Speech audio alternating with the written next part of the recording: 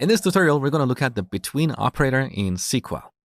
So let's say we want to get the customers who have more than 1,000 and less than 3,000 points.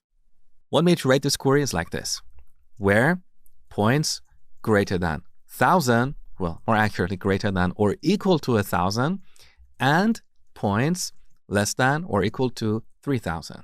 When we execute this query, we get how many? We get 4 people that satisfy this criteria. Now, whenever you're comparing an attribute with a range of values, you can use the between operator, and this makes your code shorter and cleaner. So we can rewrite this expression like this, where points between 1,000 and 3,000. This is exactly equivalent to what we had before. So these range values are also inclusive. That means points is going to be greater than or equal to 1,000 or less than or equal to 3,000. Let's execute the query. We get the exact same result.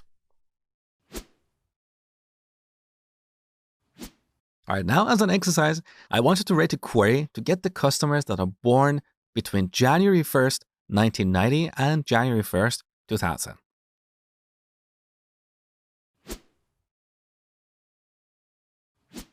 All right, so we start with select star from customers where birth underline date between. So what matters here is that we can use the between operator for date values as well. It's not limited to using numbers.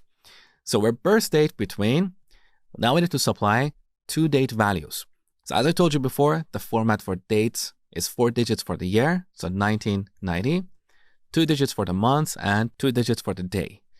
So the birthday should be between this value and here's the second value, 2000, 0, 1, and 0, 1. Let's execute this query. We get only 3 people who match this criteria.